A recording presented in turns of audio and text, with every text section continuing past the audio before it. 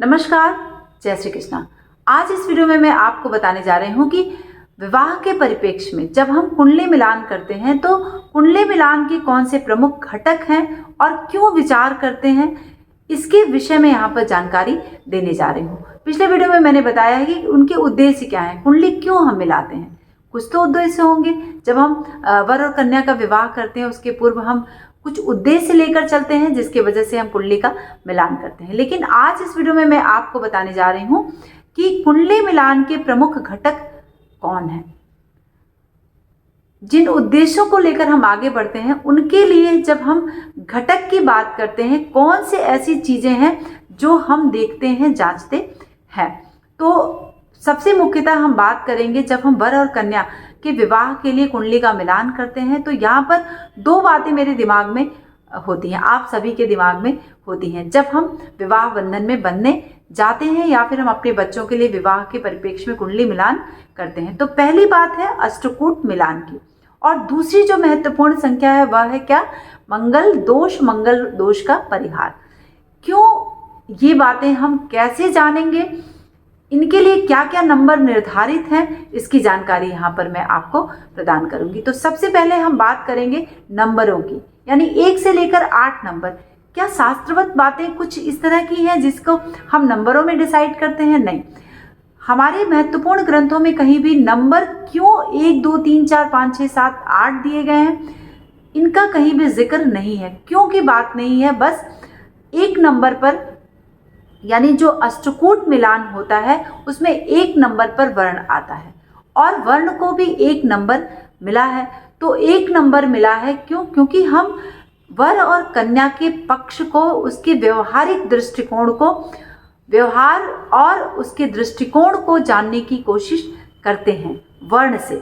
ठीक है, अब बात दूसरे नंबर की आती है और वह है वश्य, यानी वश्य को हम 2 नंबर देते हैं और 2 नंबर से हम नियंत्रण के सब्जेक्ट को देखते हैं। नियंत्रण का जो विषय है उसको हम देखते हैं, दोनों का नियंत्रण, यानी वर और कन्या दोनों कितने नियंत्रित हैं अपने विवाह बंधन में बंधने के बाद। इस विषय को हम दोनों के जन्म कुंडली से जांचने की कोशिश करते हैं और दोनों के मिलान करने के बाद उस नियंत्रण को देखने की, उस सब्जेक्ट को देखने का सोचते हैं कि क्या यह सही है या नहीं। तीसरी जो बहुत महत्वपूर्ण बात आती है 3 नंबर पर जब हम आते हैं तो वो तारा की बात करते हैं। तारा क्यों महत्वपूर्ण है? कभी कभी आपने देखा होगा कि विवाह करते ही हमारी आर्थिक पक्ष जो है वो कमजोर हो जाता है। क्यों?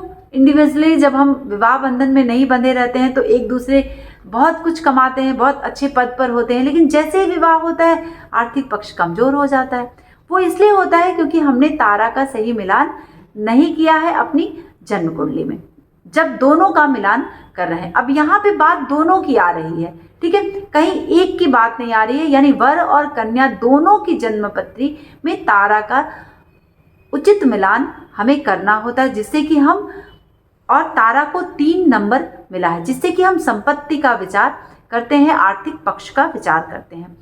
चौथा नंबर आता है, यानी 4 नंबर पे योनि आता है और योनि को 4 नंबर मिले हैं।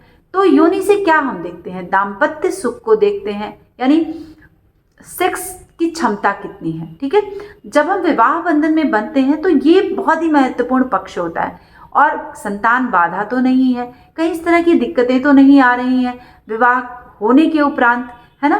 तो योनि से क्या हम देखते हैं, संतान पक्ष और सेक्स की क्षमता, ये बहुत ही महत्वपूर्ण होता है। 5वां नंबर क्या है जो सबसे महत्वपूर्ण है अष्टकूट मिलान में, और वह है ग्रह मैत्री।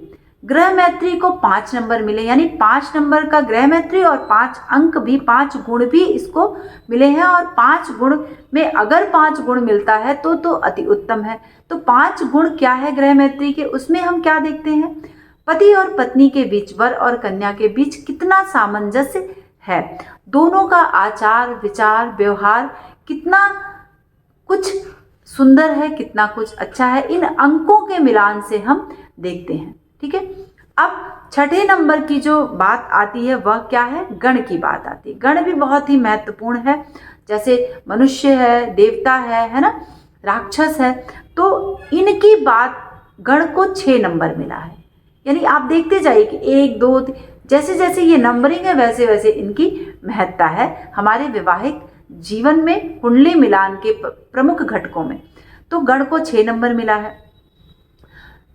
6 नंबर क्यों मिला है? क्योंकि हम जब वर और कन्या का विवाह का पक्ष देखते हैं कि कितनी मजबूती है, तो हम उनके स्वभाव की, उनकी प्रकृति की मजबूती को गण से जांचते हैं।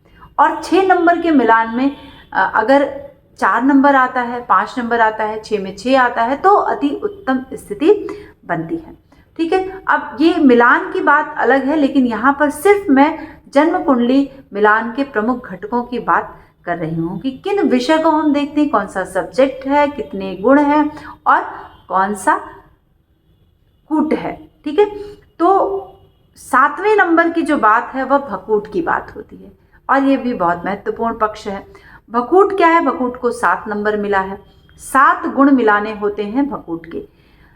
भकूट से हम दाम्पत्य सुख को जांचते हैं। ठीक है, वर और कन्या के जीवन में, पुरुष और स्त्री के जीवन में, वैवाहिक दाम्पत्य जीवन में हमारा जो दाम्पत्य सुख है वह कितना है, इस हम भकूट से देखते हैं और इसके लिए इसके मिलान को हम जरूरी समझते हैं। 8वां नंबर जो है वह क्या है? नाड़ी का आता है। नाड़ी बहुत महत्वपूर्ण है। नाड़ी के विषय में यह जो कूट है नाड़ी, वह बहुत ही महत्वपूर्ण रोल अदा करता है हमारे सामाजिक और वैवाहिक जीवन में। ठीक है, नाड़ी को 8 नंबर हमारे शास्त्रों में मिला है और 8 नंबर में क्या आता है? स्वास्थ्य और संतान। इन दोनों की बात हम अपने नाड़ी से देखते हैं, नाड़ी मिलान से देखते हैं। आद्य नाड़ी, मध्य नाड़ी और अंत्य नाड़ी, ये 3 नाड़ियां होती हैं और इनमें हम मिलान जांचते हैं वर और कन्या के विवाह के लिए। तो आपने यहाँ पर देखा कि 1 से लेकर 8 जो कूट हैं उनको कितनी कितनी संख्याएं मिली हैं, उनका विषय क्या है, उनका सब्जेक्ट क्या है, क्यों हम कुंडली मिलान के लिए इन विषयों को देखते हैं। अब ये कुल मिलाकर 36 गुण बनते हैं। तो क्या 36 में 36 मिलेंगे? नहीं, ऐसा तो कभी नहीं होता। हाँ, कभी कभी हो भी जाता है। तो इन मिलान को देखने के बाद आप अंततोगत्वा फिर मंगल के दोष को आप वहाँ पर देख लें कि मंगल का दोष है, उसका परिहार हो रहा है कि नहीं। नाड़ी दोष अगर है तो नाड़ी दोष का परिहार हो रहा है कि नहीं। इन सब मुख्य घटकों को जानने के बाद हम वर और कन्या के विवाह को करने में, फैसला लेने में सक्षम हो पाते हैं। तो आप भी फैसला लें। अगर आप किसी विवाह के विषय में सोच रहे हैं, किसी बच्चों के विवाह के विषय में सोच रहे हैं, तो आप इन प्रमुख घटकों को एक बार जरूर ध्यान में रखें, क्योंकि यह शास्त्रोक्त बातें हैं और इसे हमें ध्यान में रखना ही चाहिए, तब जाकर हम अपने महत्वपूर्ण उद्देश्य की पूर्ति कर पाते हैं। तो अगर आपको हमारा ये वीडियो पसंद आता है तो प्लीज़ कमेंट से बताइए कि कैसा लगा हमारा ये वीडियो आपको। तो और जल्दी जल्दी से अपने दोस्तों में साझा भी कर दीजिए। और अगर अभी तक आपने सब्सक्राइब नहीं किया तो प्लीज़ हमारे इस चैनल को सब्सक्राइब करें। नमस्कार।